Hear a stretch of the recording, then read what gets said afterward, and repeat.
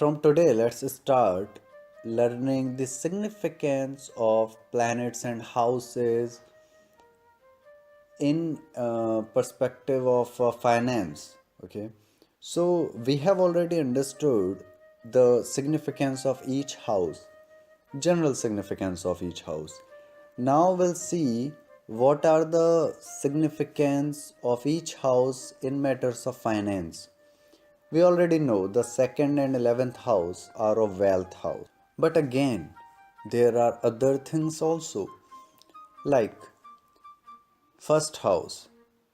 It can also give you money. Third house can also give you money. Fifth house can also give you money. But what kind of money and in what matters or by what resources? So rather than going for money, now we are gonna go with resources. The resources of earning money related to each house. Okay. So let's start with the first house because we have 12 houses in astrology in our birth chart. So we'll start from the first house.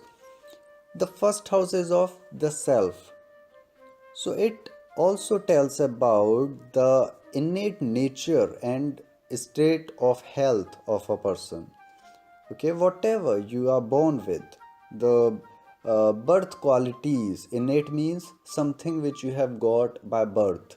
Okay, that is like Janma Jat. In Hindi we say Janma Jat. So the innate nature and state of health of a person we can know by the first house. First house also tells about your longevity, your vitality, your happiness, your appearance, your prosperity, the qualities which makes you an entrepreneur, okay, entrepreneurial qualities, and your all kind of performance of the personality, okay, like you are earning by the performance of your personality or your body language, like in sports, acting, okay, as a leadership qualities, or as an expert on something, or advisor, okay, being an advisor. Now these all are also related to the 10th house, but what is important here, that if your personality is not good, you can't be a good advisor, you can't be a good leader, you can't be a good actor, you can't be a good sportsman. Your body language plays a vital role here. So these all helps the person in earning and creating wealth through performance of the body, okay, or your speech or body language. Now, the weakness of first house or any afflictions to the first house or its lord results in a bad constitution, and ultimately it reduces the capability of the person to work on his or her full potential. Okay, if your health is weak, you can't give you 100% in your work. The problem occurs here, and ultimately your finances, your earnings, they get affect. Okay, so first house is all about, in one line, the first house is all about earning wealth by performance of your body, speech, and your all body language. Okay, your gesture, posture, everything includes there. Okay, now the key point you have to remember here, that even if you have a strong first house, good effects, everything is perfect about the first house, but still if your sun is weak, as we discussed, first house is of vitality, the significator or the karaka of this vitality is sun. Okay, and to for body language, for performance, you need energy, and the karaka or significator of energy is Mars. So sun and Mars must be strong for such natives who can earn great with the performance of body language or your speech. So sun and Mars, look for the first house and Also look for Sun and Mars. We'll do that in the case study when we start with the predictive astrology. Now, the second house in the financial astrology.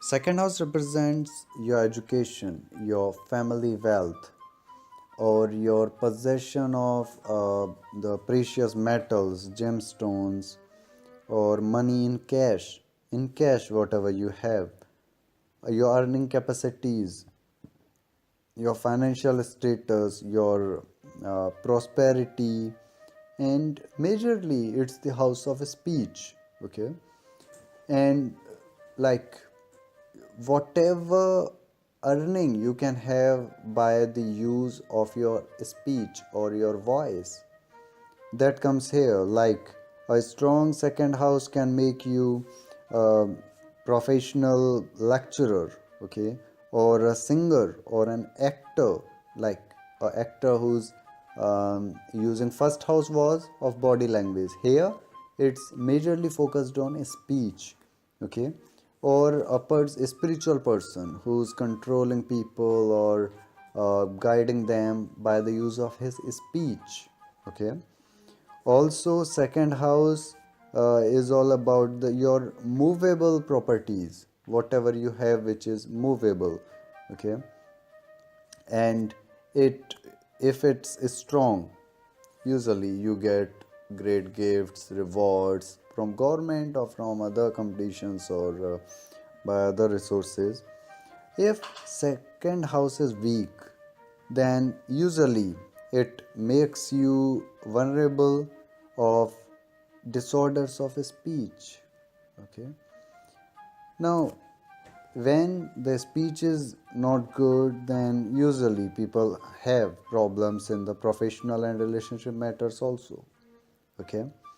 Now, while looking at the second house, also we should look at Mercury, because Mercury is the significator of speech.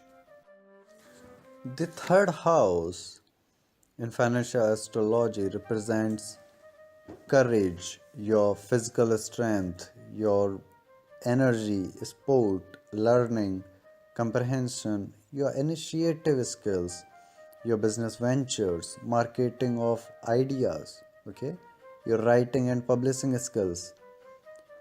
It also signifies innovations, vitality, entrepreneurial nature of the person, the power of understanding and expressing. Okay, both comes here.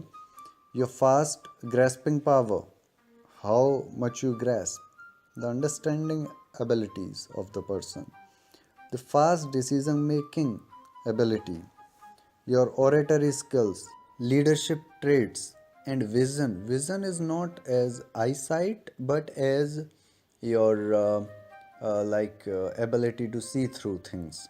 Okay, your innovative skills, your communication and expression of thoughts both comes here. This is actually a very important house, because it's it gives can make you, if your third house is strong and prominent in the birth chart, then third house can give you multi talents, okay, and also it can bring a lot of recognition for the person. So it is very important. Usually third house, a strong third house can create business magnates, marketers, innovators, authors, leaders, and such people. They generate a lot of financial resources in their life course. Okay, but when it's weak, when the third house is weak or afflicted by any manner, it can create setbacks in your professional ventures. Also, as Mercury is the significator of communication, we must also see that. Okay, and Mars as the significator of energy, because for innovative ideas or for innovations or communication you need energy. So I also suggest to see Mars for such professions or such people. Now, the fourth house. Fourth house rules your parental wealth, including buildings, agricultural land, vehicles, and good public relations you make because of your family or through your family. Okay. A strong fourth house brings financial wealth for the person through assets, public relations, and working in the fields of healing and hospitality. Okay, so if you are looking for in a birth chart for a person who's into healing or hospitality, must focus on the fourth house.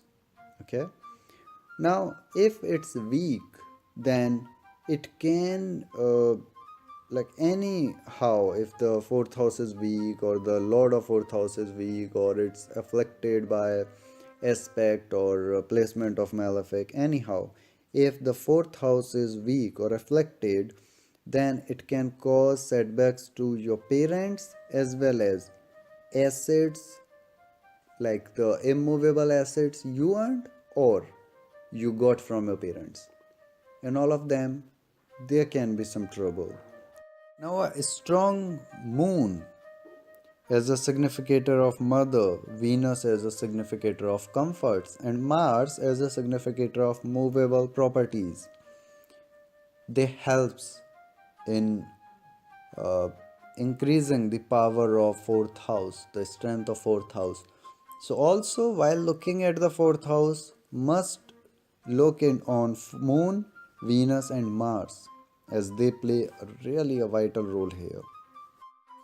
Now the fifth house. Fifth house rules intelligence of a person, your talents, memory, your creative intelligence gains through teaching, speculation, or brilliance in the academics or investments, because it's also the house of speculation and investment. And how you invest? You invest by speculating. Oh, I can sense that, or I can analyze that this company's share are gonna grow in a while, so I should invest here. You don't invest without any research. You invest on the basis of your speculation.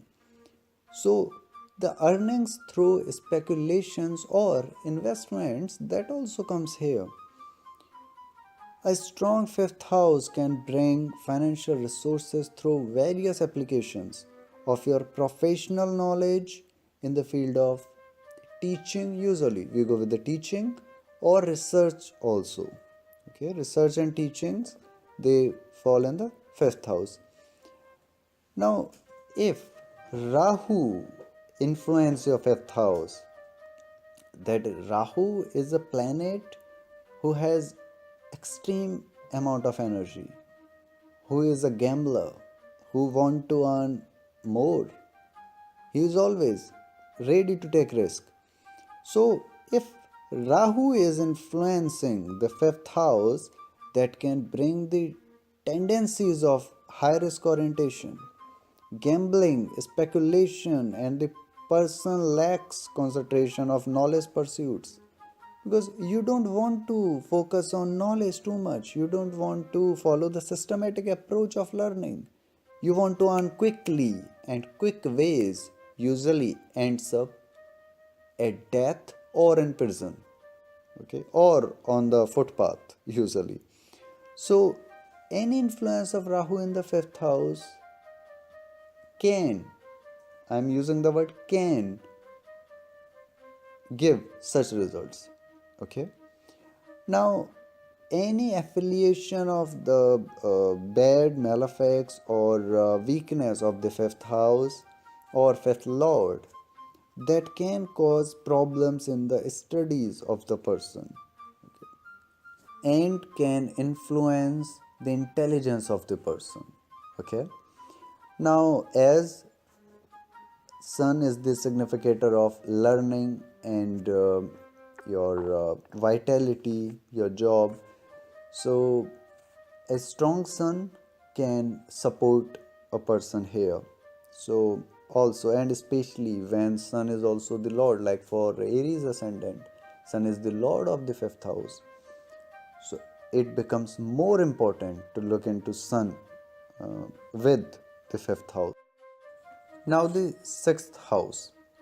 Sixth house represents the political gains through leadership. But which kind of leadership? Leadership of controversial issues. Okay? Gains through litigations, protecting your family wealth, the gains from protecting your family wealth, that also comes here. Your gains through the funds which are raised through debts or loans. Okay?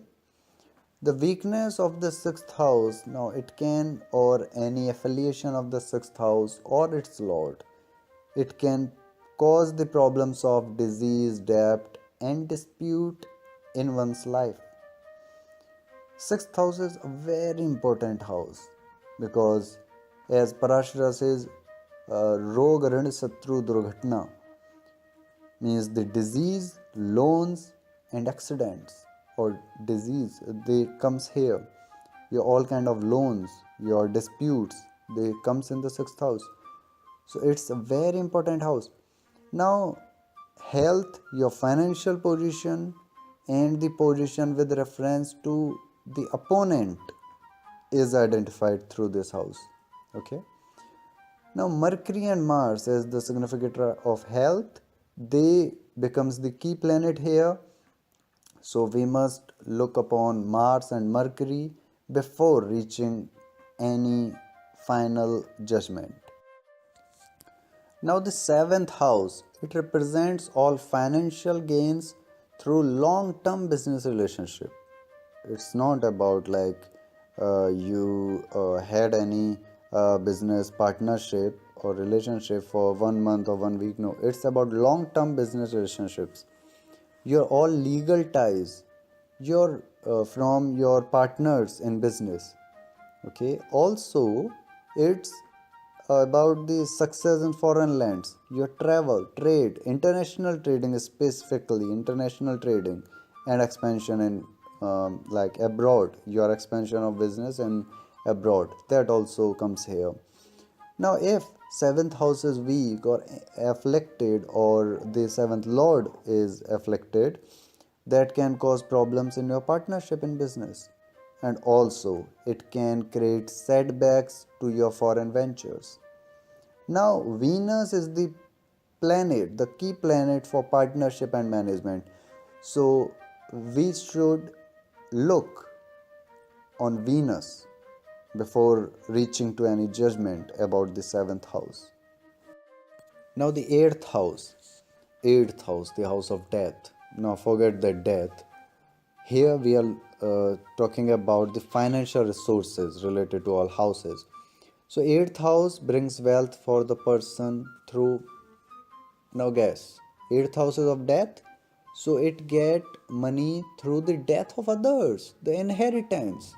Inheritance you get after death of other person by wills. Oh, my grandmother or my aunt or my uncle, he left me his house or his car in his will. So, all earning through the wills or testaments, insurance money, your gains through the mystical knowledge. Okay, people who are practicing mystical knowledge, the occult knowledge, tantra, astrology, and others, that earnings they falls in the eighth house. Now, government allotments from legacies or royalties. You are getting royalty for your book, for your videos, or for your some other thing. So those royalties, these all gains they falls in the eighth house. Now the inheritance we are talking about, that can come from your parents, your spouse, or any relation. Okay, it's not limited as only your father can give you inheritance. Anyone can give you inheritance. Even if you want to give any inheritance to anyone, I am ready for that. No worry for that. Okay. So you can give inheritance to anyone. No one will oppose, no one will say no to that. So any relation, even friends, can give inheritance to their friends. Okay. So now inheritance and like your gains through the government officials, they can be here, especially from those draws. Like government, they do draw for tenders or other things. So all those draw money or those gains from those draw, they falls in the eighth house. Now, if eighth house is weak, afflicted, or the Lord is weak or afflicted, that can create setbacks for your relatives. For ultimately, eighth house is the obstacles in all aspect of your life. If the eighth house is bad, afflicted, weak, then it will not create trouble in only one aspect of your life. It will create trouble in all aspects of your life. Okay, so it's really important house. A strong Saturn helps the person here because Saturn is the significator of longevity, so it plays a great role here. And also, eighth house is of Guda Bhaga. Eighth house is of your toilet. Your toilet falls in the eighth house. So, in general, we can see that if you have problem uh, related to you couldn't get fresh in the morning, then whole day you will feel lazy, your whole day will get bad. Okay, you will not be able to do anything perfectly or with happiness. So the true happiness actually comes from toilet in the morning. So eighth house, it must be good, it must be strong, it must be positive or benefic. Okay, any affliction to eighth house will affect everything in the chart. Now ninth house is the house of fortune. So it represents all the gains from your fortune or from your father or from your guru.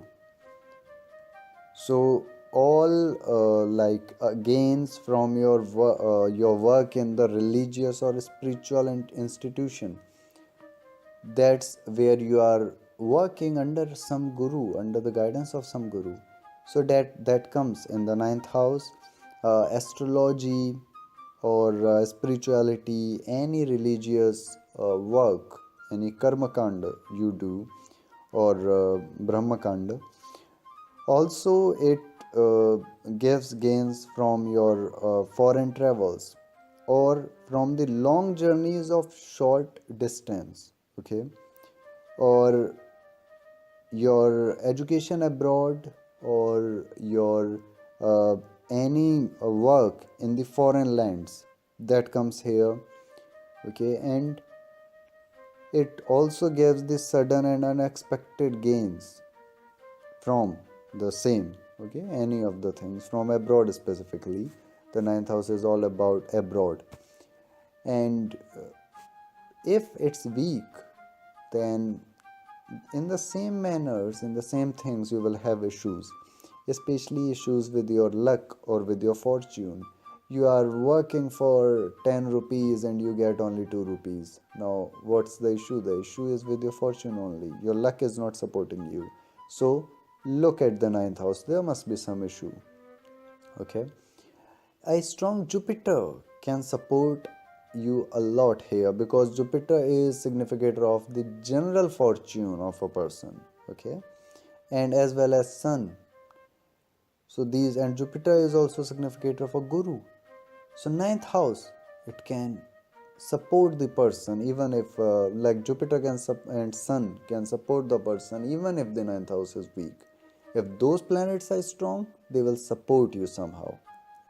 Now the 10th house. 10th house represents all financial gains through your career, promotion, status, government, okay, your it's all about proprietorship actually, or entrepreneurs. The entrepreneur is seventh house actually.